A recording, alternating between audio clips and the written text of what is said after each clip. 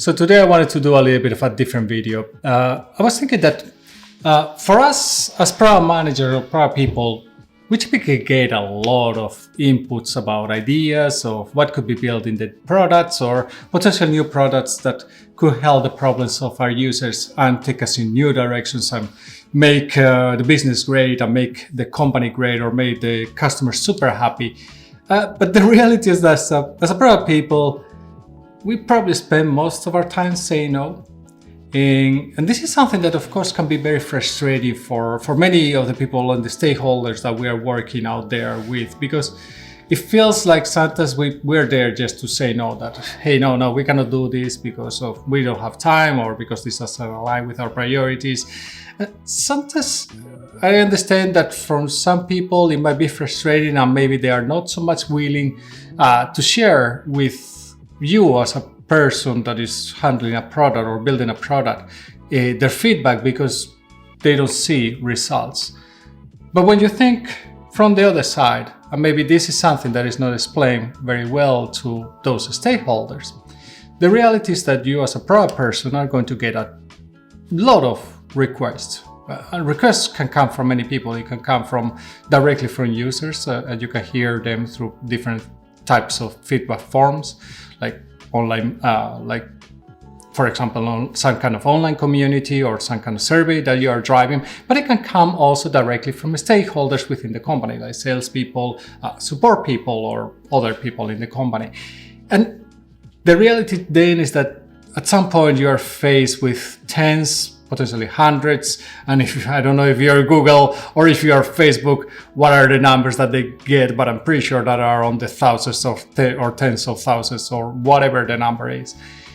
And it is really difficult to obviously to prioritize all these ideas and actually choose the ones that you think that are going to advance and make the lives of the users better and make your product better for them. Even if you are thinking from a very business point of view of making more revenue or making more sales of the product, it's going to be very critical to find those ones. And something that people don't tend to understand is that most of the ideas that we have to improve the products in general, they're relatively bad. For starters, because we don't even look at the original problem. We just throw an idea of a potential solution that we think that is going to make our product great. And this is something that everybody out there in the world is going to take benefit from. But the reality is that that's not how things work. And I think that this is something that people should understand better. Potentially one of the problems that why maybe most of the people think that you spend most of the time saying no is that they don't understand necessarily how you work, and they don't understand either the amount of ideas and the volume of things that you had to prioritize through. And they don't understand also that there's basically very few things out there that take like 5 minutes or 1 or 2 hours of development or even running a campaign or things like that. It rarely, meaning running a marketing campaign, it rarely takes more or less than a couple of hours to organize and throw it out there, at least if you want to put some thought through it.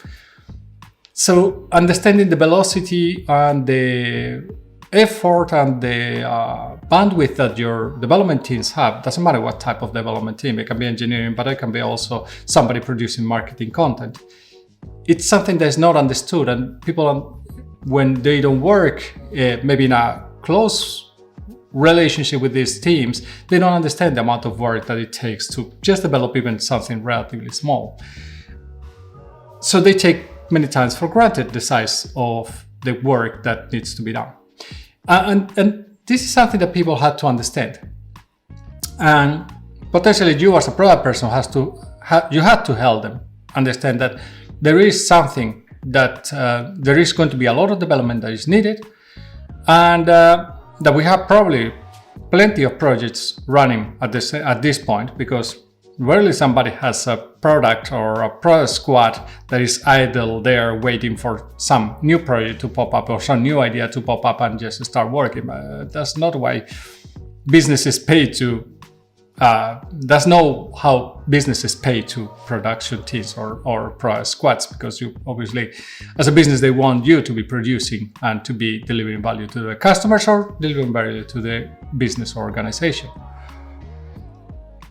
So I think that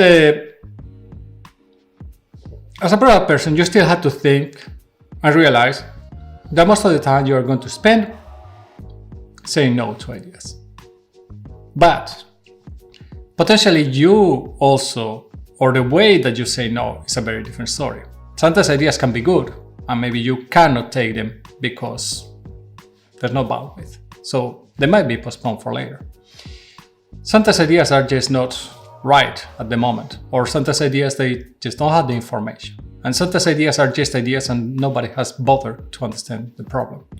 And I would say that maybe 90% of the ideas that I hear is that most of the people don't usually go into understanding what the root cause of the problem is, understanding what the problem that we are trying to solve, that our user has, is. And so it's a very kind of a fundamental problem that companies out there, product teams out there are facing all the time, is how to say no, but how to say no in a constructive way. And how to say no also in a way that you don't have to say no just because of the sake of saying no. I understand that sometimes for product teams it can be frustrating when you get too many ideas of how, well, it's overwhelming. I have a backlog for the rest of the year, so why on earth would I take any more ideas?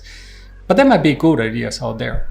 So you also have to be understanding that you have to find those really good ideas that are there and those really important problems that potentially are going to reach too many customers or too many users, and that you are going to benefit them by solving those problems.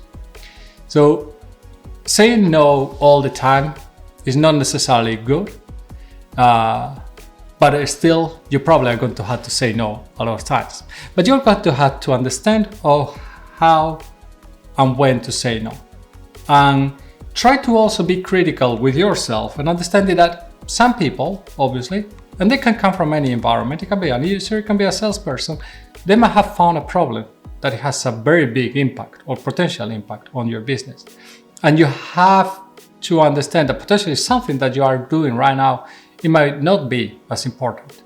So you also have to be critical of how can you put things into perspective and how can you potentially evaluate if this idea is a good one to take forward.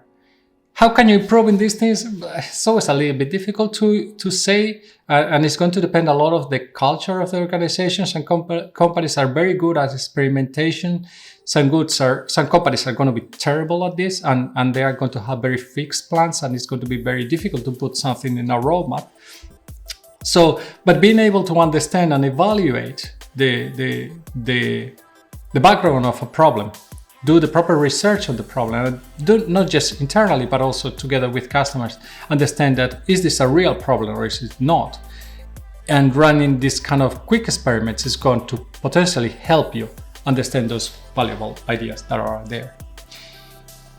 But I would say still that for product people, in most of the cases out there, is this a reality? You are going to say in one way or another no to most of the ideas and the feedback and the problems that you hear. Because the reality is that you tend to hear much more things, or you tend to hear much more problems or ideas or solutions that you can actually develop. So what do you think about this type of format? This is the first time that I'm doing more like a vlog style. I know that I'm not skating out there or doing gymnastics or going with a surfboard, or maybe I should do that and make it more entertaining. Maybe try to copy a little Cassie Neistat, although I don't think I should start by the glasses maybe. But it would be good to know if you like this more like an edited and filtered type of vlog, and see what are your thoughts about it. Just let me know below in the comments, and obviously I will take a look into them.